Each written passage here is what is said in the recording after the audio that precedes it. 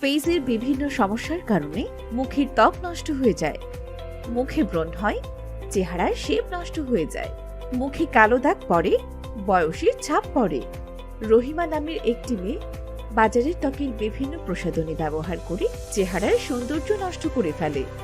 এখন সে অনেক সমস্যায় জর্জরিত হয়ে পড়েছে। এই সমস্যার কারণে চেহারার গ্লোয়িং ও ত্বকের প্রাণবন্ত নষ্ট হয়ে যায়।